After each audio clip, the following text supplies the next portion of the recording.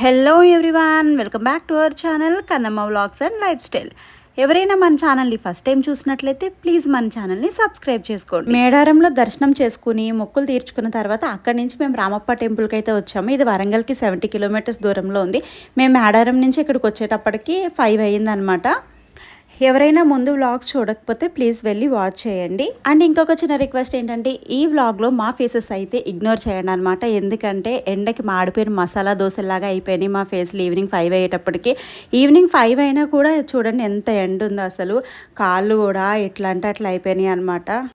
ఈ టెంపుల్కి నేను ఇది సెకండ్ టైం రావడము. ఫస్ట్ టైం కన్నమ్మ 1 ఇయర్ ఉన్నప్పుడు వచ్చామన్నమాట. ఇది సెకండ్ టైం రావడము. ఇంకా టెంపుల్కి సంబంధించిన కొంత ఇన్ఫర్మేషన్ మనకి ఈ బోర్డ్స్లో తెలుగు, ఇంగ్లీష్, హిందీ 3 లాంగ్వేజెస్లో కూడా మనకి రాసుంది. ఇంకా టెంపుల్ బయట చూడండి చాలా విశాలంగా ఉంది, చాలా గ్రీనరీగా ఉంది. మంచి కూర్చొని హాయిగా కబుర్లు చెప్పుకోవచ్చు అనమాట. ఇక వీళ్ళిద్దరు చూడండి మమ్మల్ని వదిలేసి వెళ్ళిపోతున్నారు. వీళ్ళకి ఒకరికొకరు తోడుంటే చాలా తండ్రి కూతురులో, ఇంకా మనల్ని పట్టించుకోరు. వెనకాల మనం వస్తున్నామా లేదా అని ఏం లేదనమాట. వాళ్ళ పని వాళ్ళదే. ఈ దేవాలయం బయటనే కాదు, లోపల కూడా చాలా బాగుంటుంది. లోపలికి వెళ్ళామంటే రావడానికి మనసు ఒప్పదనమాట. కొంతసేపు అక్కడే కూర్చోవాలనిపిస్తుంది. ఈ దేవాలయాన్ని కాకతీయ టైంలో, అంటే కాకతీయ రాజులు పరిపాలించే టైంలో గణపతి దేవుని సేనానైన రేచర్ల రుద్రయ్య గారు అయితే నిర్మించారంట. అందుకే ఈ ఆలయాన్ని రుద్రేశ్వర ఆలయం అని కూడా పిలుస్తారంట. ఇంకా ఈ దేవాలయాన్ని కట్టిన శిల్పి పేరు రామప్ప. సో అందువలన దీనికి రామప్ప దేవాలయం అని పేరు వచ్చిందంట. ఈ గుడి మీద ఉన్న ప్రతి శిల్పానికి కూడా ఏదో ఒక మీనింగ్ ఉంటుందంట. అప్పటి కాకతీయ రాజులకు సంబంధించిన చిత్రాలు కానీ, వాళ్ళకి సంబంధించిన శిల్పకళ మొత్తం అంతా కూడా ఈ దేవాలయంలో అయితే మనకు కనిపిస్తుంది. ఈ దేవాలయం పూర్తవడానికి 40 సంవత్సరాలు అయితే పట్టిందంట. ఇప్పటికీ 820 సంవత్సరాల పైననే అవుతుందంట ఈ దేవాలయాన్ని అయితే నిర్మించి.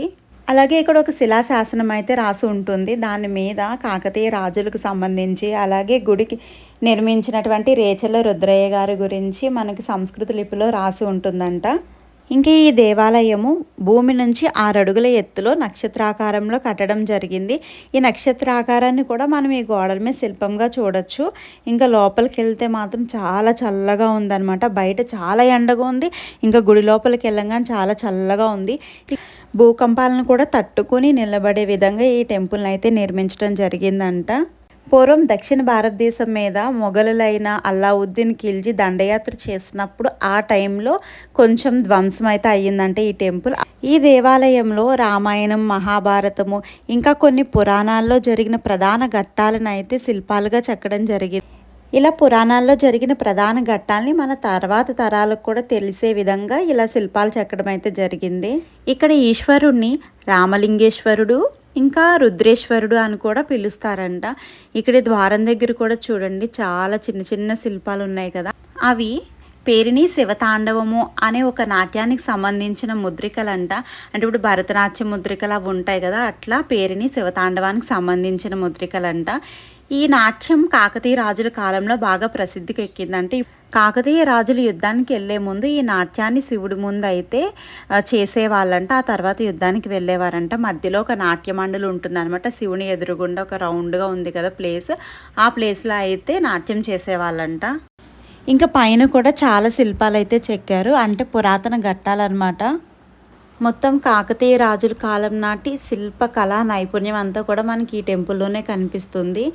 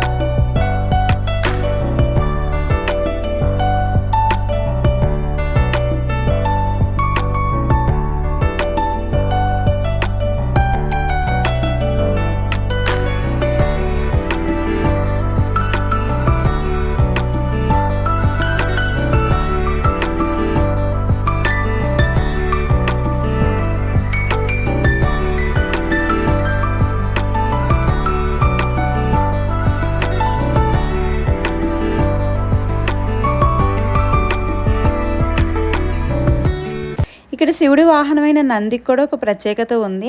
ఆ నందిని చూస్తుంటే మనం ఎటువైపు వెళ్ళినా కూడా ఆ నంది మన వైపే చూస్తున్నట్టు అనిపిస్తుంది.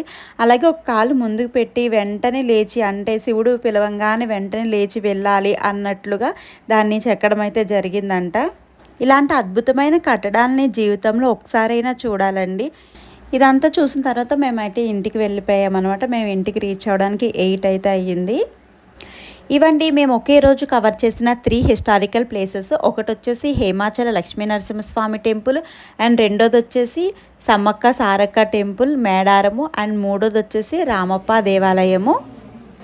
ఇంకా ఎవరైనా ఆ వ్లాగ్స్ చూడకపోతే ప్లీజ్ వెళ్ళి వాచ్ చేయండి. అలాగే ఈ వీడియో కనుక నచ్చినట్లయితే ప్లీజ్ మన ఛానల్ని లైక్ చేయండి, షేర్ చేయండి, అలాగే సబ్స్క్రైబ్ చేయండి. Thank you so much for watching.